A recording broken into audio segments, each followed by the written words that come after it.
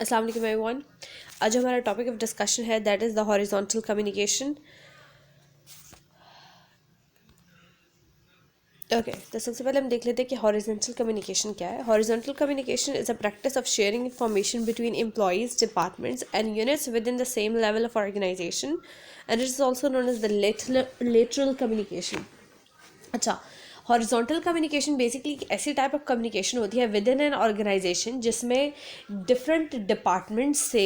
या डिफरेंट जो हमारे पास एम्प्लॉयज़ हैं जिनकी जो पोजीशन सेम होती है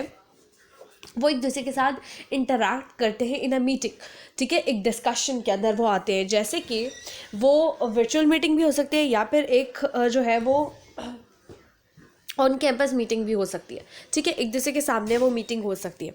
हमारे पास जैसे कि जो डिफरेंट डिपार्टमेंट्स हैं उसके मैनेजर्स एक दूसरे के साथ इंटरैक्ट करें इन अ मीटिंग, तो इस टाइप की जो मीटिंग है उसको हॉरिजॉन्टल कम्युनिकेशन कहा जाता है। ठीक है, अब इसका जो दूसरा नाम है that is the lateral meeting, sorry lateral communication, या फिर इसे स्ट्रेट लाइन कम्युनिकेशन भी कहा जाता है। बिकॉज एक स्ट्रेट लाइन में जाती है ना, स्ट्रेट लाइन ऐसे कि जितने भी सेम लेवल के एम्प्लॉयज़ होते हैं, जितने भी सेम लेवल के वर्कर्स होते हैं, वो एक दूसरे के साथ इंटरैक्ट करते हैं। अच्छा, यहाँ पर जो कम्युनिकेशन होगी वो हमेशा हायर अप्स के बीच में नहीं होगी, बल्कि जो है वो लोअर जो कम्युनिकेशन लोअर लेवल के जो इंडिविजुअल्स हैं, अगर उनके बीच भी एक दूसरे के साथ कम्युनिकेशन हो रही है तो ये हॉरिजॉन्टल कम्युनिकेशन होगी। ठीक है, और लाजमी नहीं है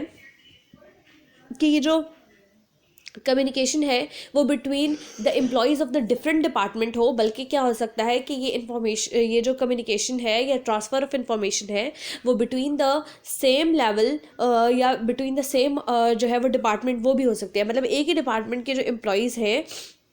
जो कि सेम लेवल पे, सपोज सारे के सारे वर्कर्स हैं, तो उनके बीच जो एक कम्युनिकेशन होगी किसी काम को लेके, सपोज उनको एक टास्क दिया गया और उनकी टीम बना दी गई है, तो उनके बीच चूंकि वो सारे सेम लेवल के वर्कर्स हैं तो वो अपने हायर अप से बात करने के बजाय एक दूसरे के साथ जितना भी कम्युनिकेट करेंगे, एक दूसरे के अंदर वर्क डिवाइड कर देंगे या फिर वर्क के रिलेटेड डिस्कशन करेंगे, वो सारी की सारी हॉरिजॉन्टल कम्युनिकेशन में आ जाएंगे। ठीक है, हॉरिजॉन्टल कम्युनिकेशन वर्टिकल कम्युनिकेशन से डिफरेंट है इन अ वे कि वर्टिकल कम्युनिकेशन में एक बॉस और एक एम्प्लॉय के बीच की जो कम्युनिकेशन होती है वो होती है, मतलब ये कि एक डिफरेंट लेवल के लोगों के बीच जो है वो कम्युनिकेशन है, तो ये स्ट्रेट लाइन कम्युनिकेशन नहीं है, या अप या फिर ये डाउन कम्युनिकेशन हो जाएगी। लेकिन जो हमारे पास हॉरिजॉन्टल कम्युनिकेशन है वो स्ट्रेट लाइन कम्युनिकेशन ऐसे है कि यहाँ पर जितने भी सेम लेवल के लोग हैं उन्हीं के बीच डिस्कशन होती है, इस वजह से वो एक स्ट्रेट लाइन चली जाती है। ठीक है, ओके, अब हम देख लेते हैं advantages of this type of communication. तो this type of communication is free from distortion of messages. देखिए, जब कभी भी डिफरेंट लेवल से होती हुई इंफॉर्मेशन पहुंचती है तो वो डिस्टॉर्ट हो चुकी है। बहुत ज़्यादा डिस्टॉर्शन ना भी हो तो थोड़ी बहुत डिस्टॉर्शन ऑफ मैसेजेस जो है वो हो जाती है। ठीक है,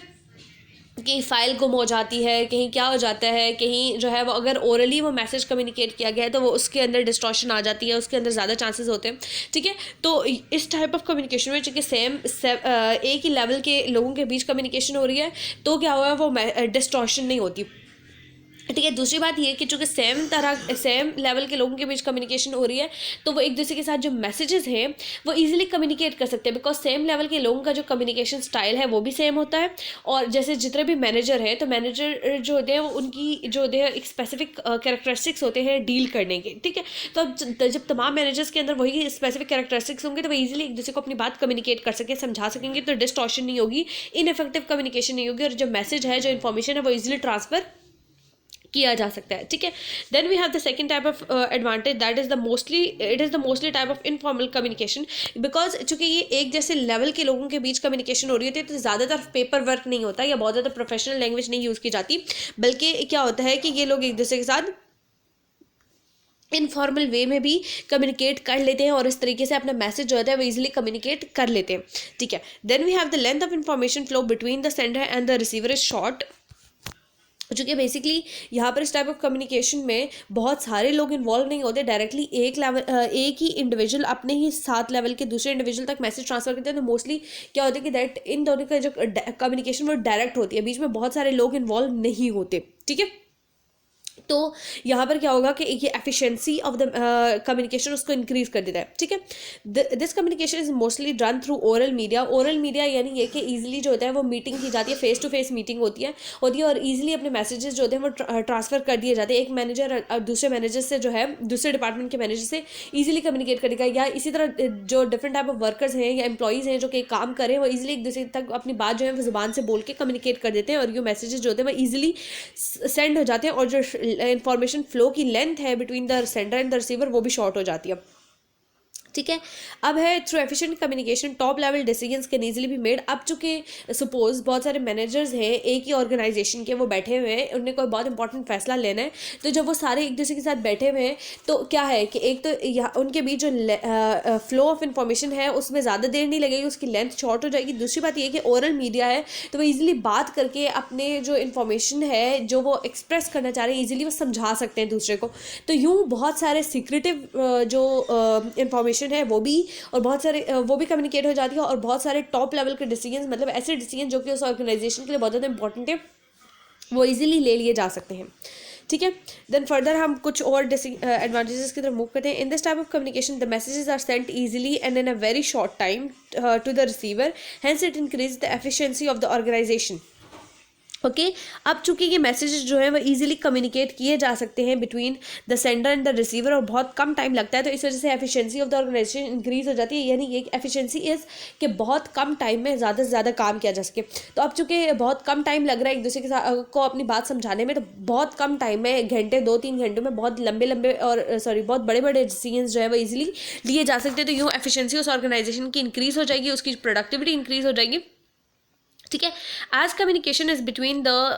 employees of different departments, hence the departments can share the valuable information with each other that can lead to the productivity of the organization. अब क्या है कि जो डिपार्टमेंट्स है, सपोज अगर डिफरेंट डिपार्टमेंट्स के एम्प्लॉयज़ या मैनेजर्स वगैरह के बीच डिस्कशन हो रही है, तो यूँ होता है कि एक डिपार्टमेंट अपनी वैल्यूएबल इंफॉर्मेशन जो उस प्रोजेक्ट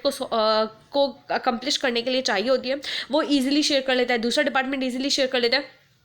तो यूँ जो इस कम्युनिकेशन के अंदर जो है बहुत सारी इन्फॉर्मेशन जो है at the same time discuss हो जाती है और यूँ क्या हो जाता है कि वो काम बहुत जल्दी कंप्लीट कर लिया जाता है और बहुत एफिशिएंट वे में और बहुत प्रोडक्टिव वे में उसको कंप्लीट कर दिया जाता है, ठीक है। Facilitates team work between the employees of the different departments working on the same project. अब क्या होती है कि बहुत डिफरेंट डिपार्टमेंट्स के लोगों के बीच अगर कम्युनिकेशन हो रही है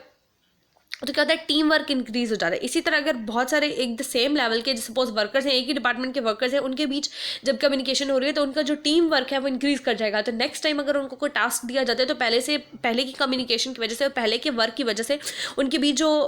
एक इंटरडिपेंडेंसी थी वो इंक्रीज कर जाती है और वो बहुत एफिशिएंटली अपने टास्क जो है वो कंप्लीट करना शुरू कर देते हैं। ओके अब हम आ जाते हैं towards the disadvantages. A purpose who is not efficient in communication में फेस मिसअंडरस्टैंडिंग। अब सपोज एक नया मैनेजर आया है जो कि उस कंपनी के जो इंपॉर्टेंट वर्ड्स हैं उनसे वाकिफ़ नहीं है, या फिर उस लोकेलिटी के वर्डिंग से वाकिफ़ नहीं है, या फिर उस एक ऐसा बंदा आया है जो कि कम्युनिकेशन स्किल से वाकिफ़ नहीं है, या फिर जो स्पेसिफिक वर्ड्स वगैरह जो है वो यूज़ किए जा रहे हैं बाय डिफरेंट डिपार्टमेंट्स उनसे वो वाकिफ़ नहीं है। तो क्या होता है कि वो मैसेज को मिसअंडरस्टैंड कर सकता है और यूँ जो होता है वो उसका जो पूरा टीम का काम है वो फिर ये हो जाता है, उस काम को सॉल्व करने के बजाय उनका ये काम हो जाता है कि पहले इस बंदे को वो सारी चीज़ें समझाओ। तो यूँ क्या हो जाता है वो काम डिले भी हो जाता है, एफिशिएंसी भी डिक्रीज़ हो जाती है, ठीक है, प्रोडक्टिविटी भी डिक्रीज़ हो जाती है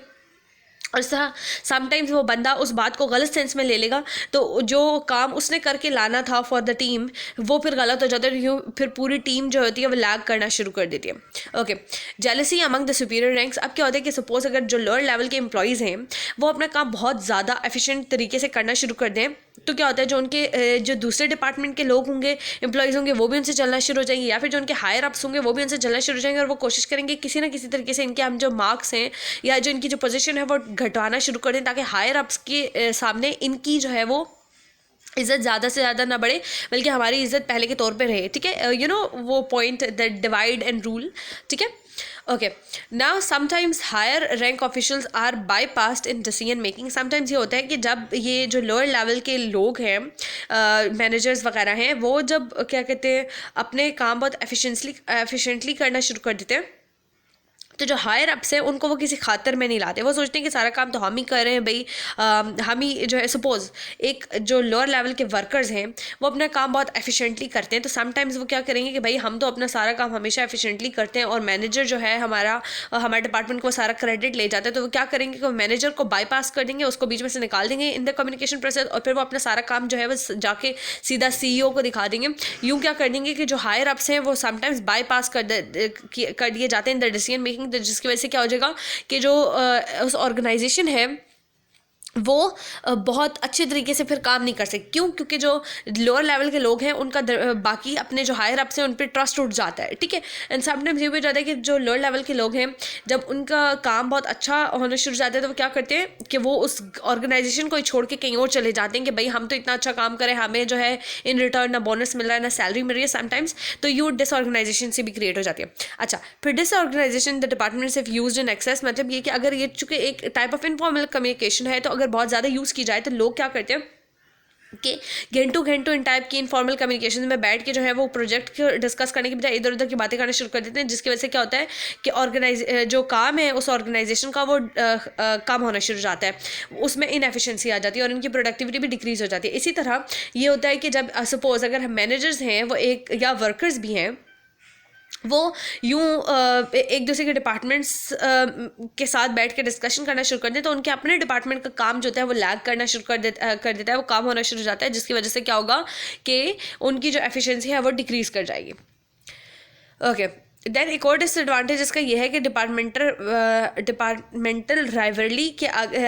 जो है अगर एक डिपार्टमेंट के वही जैसे मैंने आपको बताया कि अगर एक डिपार्टमेंट के एम्प्लॉइज़ जो है वो बहुत अच्छे तरीके से काम करना शुरू कर देते हैं तो दूसरे डिपार्टमेंट के एम्प्लॉइज़ उनसे जो होते हैं वो जेलस होना शुरू कर देते हैं। यूँ एक डिपार्टमेंट और दूसरे department within the same organization उनके बीच क्या होता है, जेलसी वाला फैक्टर आ जाता है, उनके बीच राइवलरी आ जाती है, मतलब ये कि वो एक दूसरे के राइवल्स बन जाते हैं, एक दूसरे के दुश्मन से बनना शुरू हो जाते हैं। Okay, then we have the